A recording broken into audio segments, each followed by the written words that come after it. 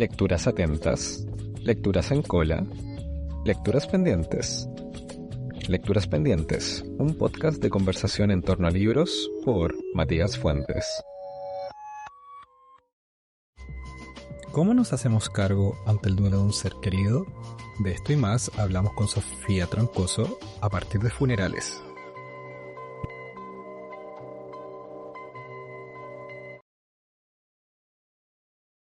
Hola Sofía, ¿cómo estás? Hola, hola, bien, ¿y tú?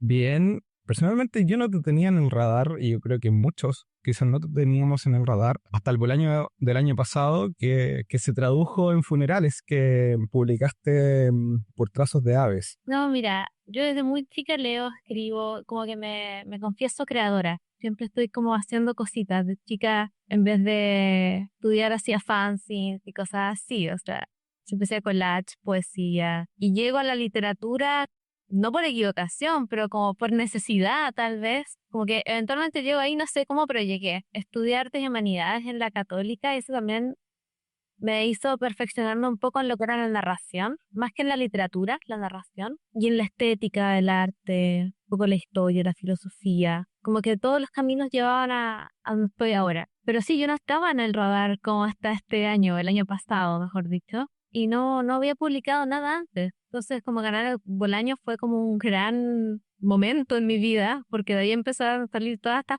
oportunidades nuevas, salieron un montón de cosillas a partir del libro, así que me hizo muy feliz, me hizo muy repentinamente, espontáneamente feliz. Sí, yo creo que eso es lo que más llama la atención porque en general hay diversos circuitos, están los circuitos, no sé, de las universidades, están los circuitos de los talleres, están los circuitos también de las editoriales, etcétera, y creo que hay un gran valor ahí de haberse saltado todo eso. Y quiero preguntarte respecto a eso, ¿cómo te insertas en este escenario que está quizás un poco más armado en relación a hace un par de años atrás? La escena literaria, por supuesto que igual estamos hablando de literatura independiente, de nicho, con tirajes limitados, etcétera. A ver, primero para terminar un poco la idea anterior, yo nunca he estado en un taller literario. Yo he perdido gran parte de todas estas cosas del mundo editorial de hoy en día, porque llegué de Antofagasta a los 18 y en Antofagasta, perdón, pero no pasaba mucho. Ahora sí está pasando un poco más, eso me entusiasma. Y en Santiago yo estaba un poquito más ocupada en estar en modo sobrevivencia que estar enfocada en la creación. Yo creaba por mi lado. Entonces ahora estar en este panorama editorial me es sumamente emocionante. O sea, para mí es como flipar todo el tiempo con todas las ferias que hay. Por ejemplo, la editorial que publicó mi libro, Trazos de Aves, se está moviendo muchísimo y para mí es como estar siempre frente a algo maravilloso que como que sale una nueva feria, salen nuevos libros, salen nuevas cosas. Y para mí es constante emoción. No sé si tengo mucha crítica de que de repente salen temas un poco más polémicos, por ejemplo, la falta de crítica literaria o que sea muy de nicho, pero yo estoy como disfrutando el momento, yo creo. Estoy encasillando tanto en problemas. Mira, una cosa que sí me tiene como removida del mundo editorial actual es, como, bueno, como tú dices, yo no estaba en el panorama literario hasta como ayer, digámoslo. Y lo que me llama mucha atención y me remueve harto es cómo hay tanto nicho, hay tanta gente como conglomerada que se conoce a todas entre sí, o sea, no es en crítica, me encantaría ser parte de ellos, ¿cachai? Pero la cosa es que cómo se accede a esos grupos, cómo es tan elitista a veces, me remueve porque no pensé en un principio de literatura así y pensar, por ejemplo, gente que se conoce entre todas por una editorial o se conoce todas por alguna revista o por algún proyecto, como que me mantiene un poco alerta de cómo se mueven las cosas hoy en día. A propósito de lo mismo también, quiero preguntarte respecto a cómo llegas a Trazos de Aves, porque hasta hace un par de años yo recuerdo, conocí gente también que se ganaba el Bolaño y eso no significaba publicar. A ver, Trazos de Aves los conocí antes de Bolaño, lo cual igual me dejó sintiéndome bien porque no necesitaba el Bolaño para tener una publicación. El Bolaño fue un plus, que fue fantástico. Pero llegué a ellos porque siempre he sido bien busquilla de las convocatorias.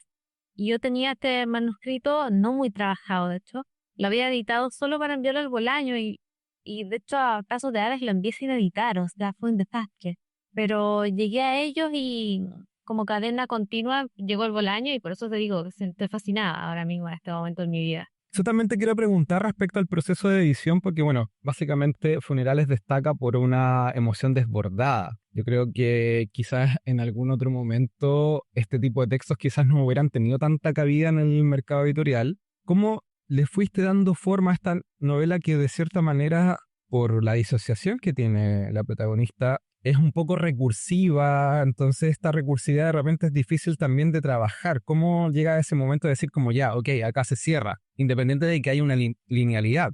Sabes que yo creo que en su redundancia está como tu poesía, porque no creo que si lo hubiera editado como yo me estoy editando ahora mismo, hoy en día, hubiera salido este producto. Si me hubiera puesto majadera con mis propias palabras, no habría habido novela. Yo creo eso en un primer lugar.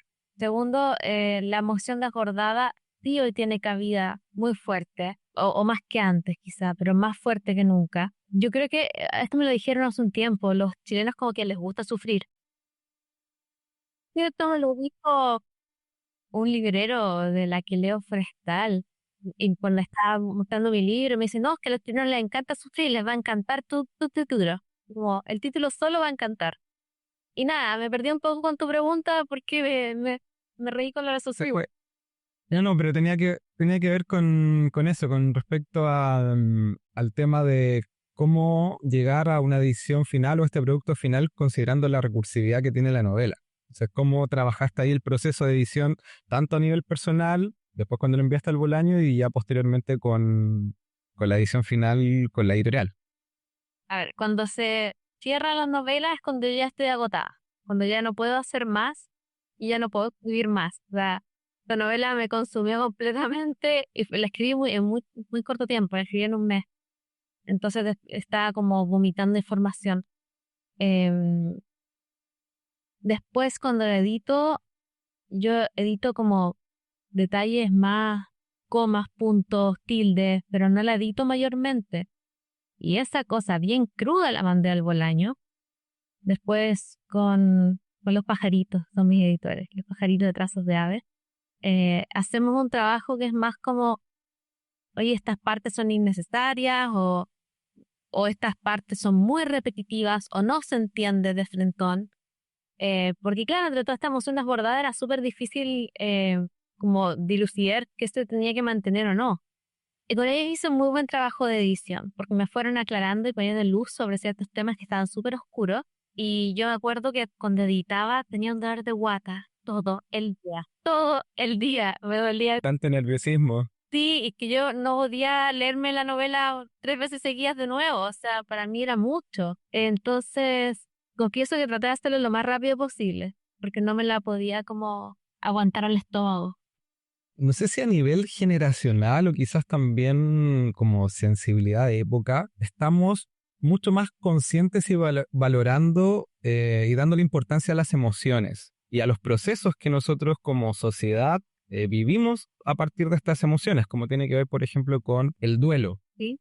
¿Cómo sientes que esta sensibilidad quizás de época que se puede ver tanto en las conversaciones, tanto en los reels que aparecen en redes sociales, tanto también como en el discurso un poco más general, inserta la novela para que llegue al público que está llegando?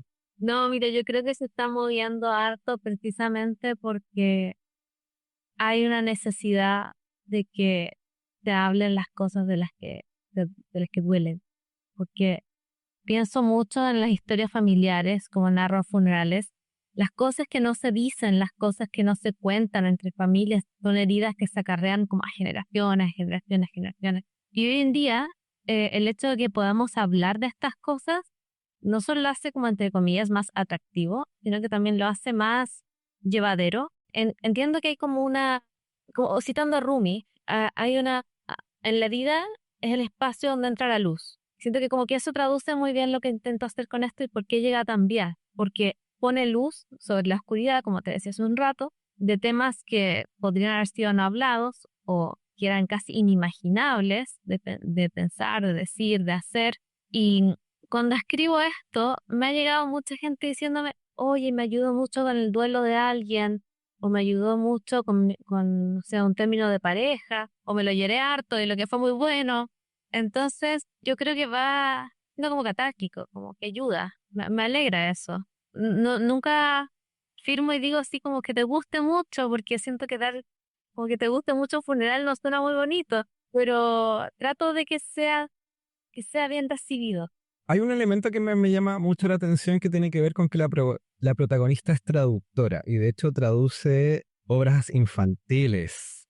¿Hay alguna razón, algún enfoque particular respecto a que sea traductora y no otra profesión, oficio? El hecho de que sea traductora, lo digo en un momento del libro, como que es como difícil encontrar cosas exactas en la traducción. Palabras que sean iguales, no sé, en español que en inglés, de inglés que en francés, etcétera, etcétera.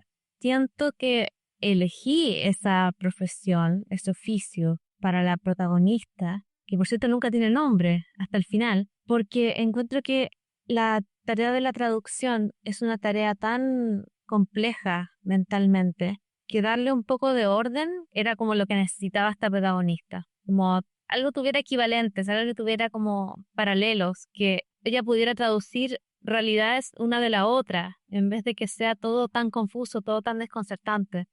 Tuvo un motivo esa elección, no fue tan al azar, y de hecho los libros infantiles son precisamente porque ella se quedó pegada en un momento de su vida y como que no avanzó. Y la única forma de reconstruir la realidad es a través de su oficio actual. Y claro, la ayuda de los hermanos que llegan y todo, pero todo tuvo su lección. Súper. Bueno, recién mencionabas que, claro, quizás no estabas, apareciste de repente en la escena o en el radar de... Yo siento que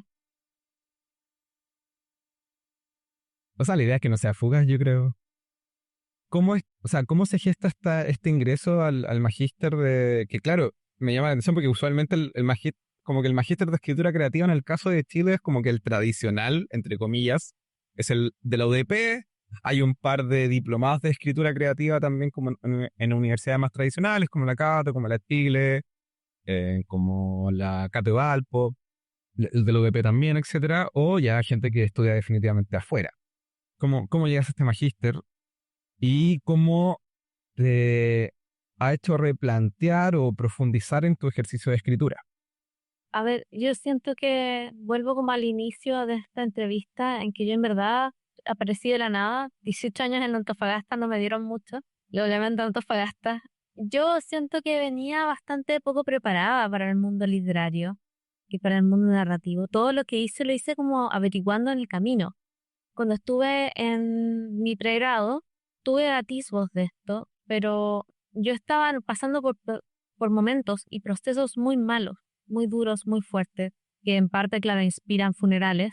Entonces no tuve la cabeza ni la mente para pensar en cómo me planteaba la literatura, o cómo me planteaba el mundo editorial, o cómo me planteaba lo que yo escribía.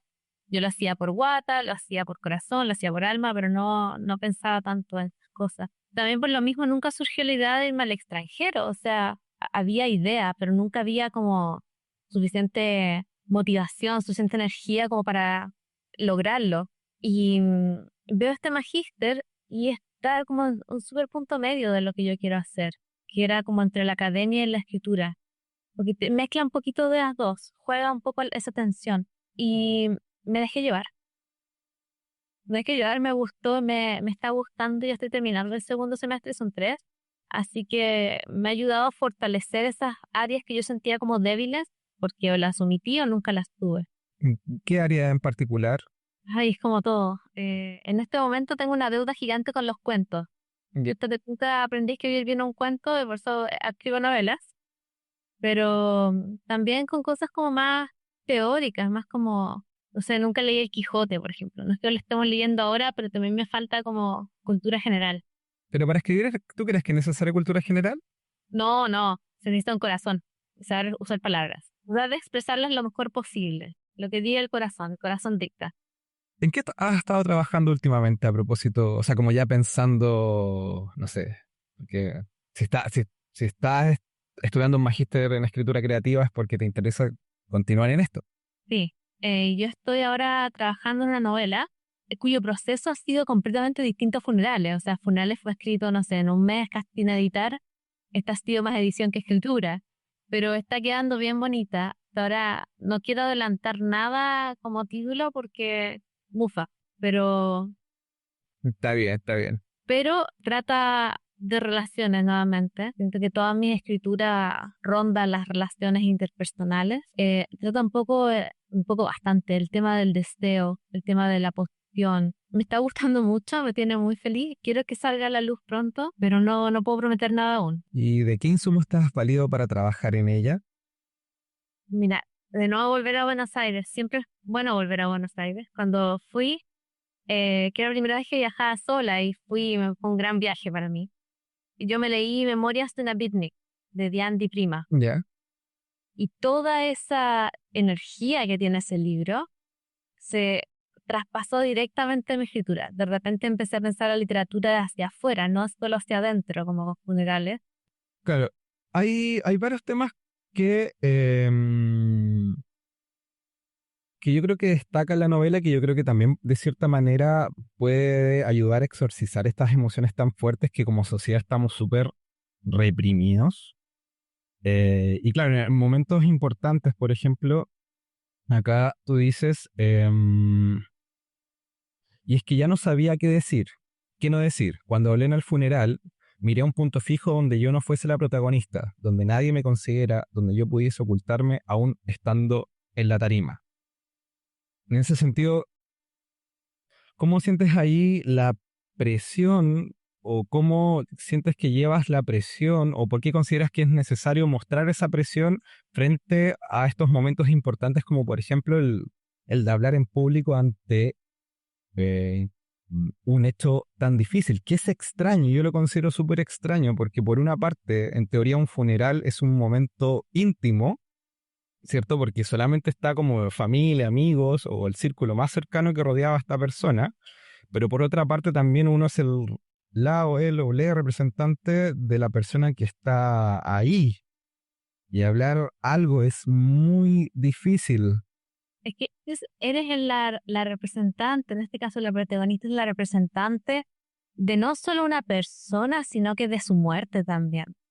Entonces hay muchísima presión. Yo como persona que ha hablado en funerales también, viene de ahí la experiencia de que tú estás haciendo cargo de un legado tremendo sobre tu espalda. Cuando empiezas a estar en ese tarima, cuando empiezas a hablar sobre la vida de alguien, sobre su muerte. Aparte, la muerte siempre tiene tantas repercusiones. No todas las muertes son iguales, algunas muertes son más crudas, algunas muertes son más duras. En el libro también son muertes bien duras. Entonces, aunque no sea tan explícita, igual están ahí. No, para mí ha sido un tema eso, quizás no me ha costado plantearlo, pero creo que ahí me voy a afirmar de una palabra que dijiste que tiene que ver con el peso. Yo siento, no sé, yo pienso, yo vengo de una familia que por parte de mi papá es muy chiquita, entonces la línea generacional que queda viva técnicamente es mi papá. Entonces, claro, él me hablaba un poco de eso y que lo encontraba súper fuerte y que yo siento que estaba trabajado en la novela, pero desde esa evasión o desde eso como yo no quiero hacerme cargo o no me puedo hacer cargo de esto, que es ser el último en la línea o cargar con todo ese peso. Es que cuando vas a llegar a hacerte responsable, no solo de la vida de alguien, sino que de las circunstancias de su muerte. Porque hay muertes en el libro, claro, estoy evadiendo esto lo más posible, pero tengo que decirlo eventualmente. Hay muertes que son tan tétricas para una niña, en ese sentido, para una niña, que lo único que puede hacer es evadirlas, porque hacerse responsable es demasiado. Ahora ya está grande la protagonista en el libro, pero en este momento es profundamente traumático. Y yo también pienso mucho por qué elegí a la protagonista y a su hermana como personas que se hacen responsables de la muerte. Yo lo pienso muy bien en mucho rol de cuidadoras en las mujeres, en las familias, y no de los hombres. La responsabilidad siempre está puesta sobre la mujer. Ella se hace cargo del velorio, de contener, de, y de ser contenida al mismo tiempo, de contener a todo el mundo. Entonces, la elección de las mujeres en la familia tampoco fue casual. Creo que a propósito de lo mismo también, creo que también está el valor de la novela con plantear estos temas como respecto, por ejemplo, a la validación de las emociones de un otro. Acá cito comillas, dice, no quiero enojarme, digo, entonces no te enojes, pero ten una emoción más allá del vacío que has vivido desde que murió mamá. ¿Cómo trabaja o cómo propones o por qué sientes importante también trabajar este tema de la validación de la emoción, siendo que frente a un duelo, una pérdida, es súper difícil no quebrarse? O súper difícil reaccionar como se esperaría que uno debe reaccionar, no sé. Es que la muerte tiene eso, nunca sabes cómo te va a pillar parado. Yo conozco gente que ha negado la muerte del querido porque no pueden lidiar con ello. Conozco gente que simplemente ha tenido que seguir adelante, y llorar todos los días, enojarse mucho. eh, Gente que lo evita a todo costo, no sé, viajando, jugando, lo que sea. Pero yo encuentro que, al menos en mi experiencia personal, enfrentar la muerte es la única forma como de salir de ese túnel. Tienes que recorrerlo para salir, para volver como a encontrarte con un estado un poquito más llevadero. Como, lo voy a decir en inglés porque no lo puedo decir en español, me salió la otra vez. The only way out is through. La única salida es a través. Es a través de ella, sí, otra vez, sí. Y ya. O sea, yo siempre pienso eso en las emociones para vivirlas bien, hay que sentirlas, hay que acarrearlas, hay que... Asimismo también dice, ya de grande creo que no se siguió portando mal, aunque no sé cómo será con su esposa. Yo sé de todas estas cosas porque recuerdo con detalle. Y ahí da un listado como de situaciones, pero en realidad da a entender que esa disociación también tiene que ver con el apartarse de las relaciones familiares, también para sobrellevar la pérdida. Y ahí también hay un tema, o sea, hasta qué punto quizás como sociedad nosotros tenemos el derecho a vivir nuestros procesos, pero por otra parte también a contenernos con los demás. ¿Cómo lo ves ahí a partir de la situación que vive la protagonista en tu novela? Yo siempre estoy por la contención en comunidad. Siento también como en la literatura no me gusta que sean cosas solitarias, pero no trato de juzgar a mi protagonista. Tengo que comprenderla, tengo que pensar qué haría yo si fuera en su lugar y ser lo más amable posible, porque no estoy en la situación de ella como para decir, ¿por qué me hiciste esto? ¿Por qué hiciste otro? Para eso está la hermana, ¿eh?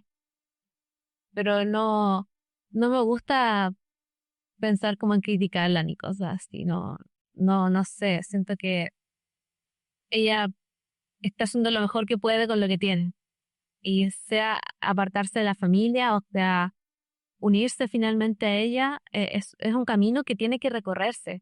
Todas esas aristas llevan al mismo camino al que tiene que estar. ¿Sientas que el universo de funerales está cerrado? Como, me refiero como en cuanto a profundizarlo literariamente, o podría en algún momento volver a abrirse, explorarse. Hay autores que, a propósito que tú mencionabas que te costaba escribir cuentos, hay autores que en sus cuentos ensayaron personajes que después están en sus novelas o que configuran una especie como de universo constelación a partir de distintos personajes. Por ejemplo, hay muchos, ¿no? No sé si vale la pena como ahondar en eso. Me encantaría hacer algo como Salinger con los nueve UI, con Franny and Zoe. Siento que ahí hay algo un poco de funerales. O sea, funerales tiene algo de Franny and Zoe, no al revés. En que tiene como estas relaciones de hermanos bien particulares, bien peculiares. Es la familia Glass, que es la que trata Salinger, otra vez Salinger en todos sus libros, es una familia de niños genios. Entonces tienen todos como problemáticas de niños genios, así como, soy demasiado inteligente, estoy sufriendo.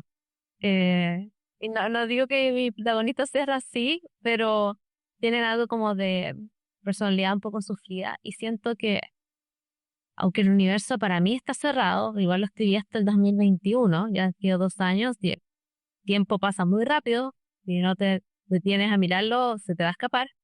Eh, Podría eventualmente retornar a ello con otros personajes. Tengo los hermanos que no menciono mucho, como Rebeca.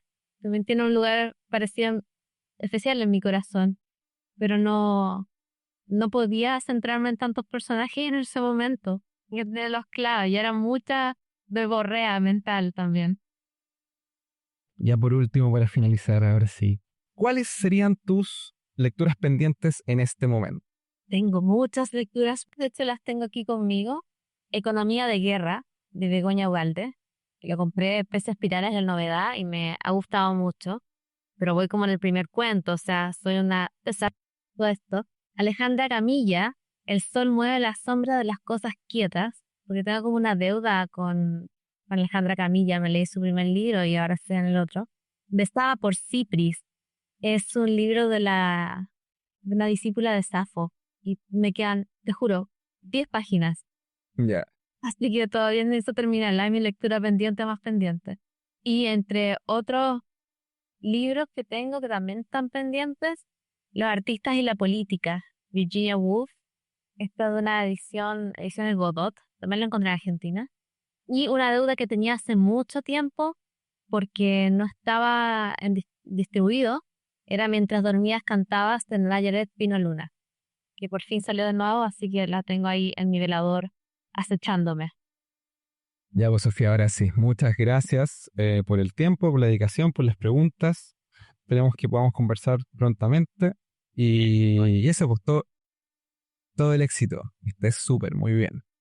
Bueno, gracias por tenerme, por recibirme, por escucharme. Esto fue Lecturas Chao. Pendientes, un podcast de conversación en torno a libros por Matías Fuentes.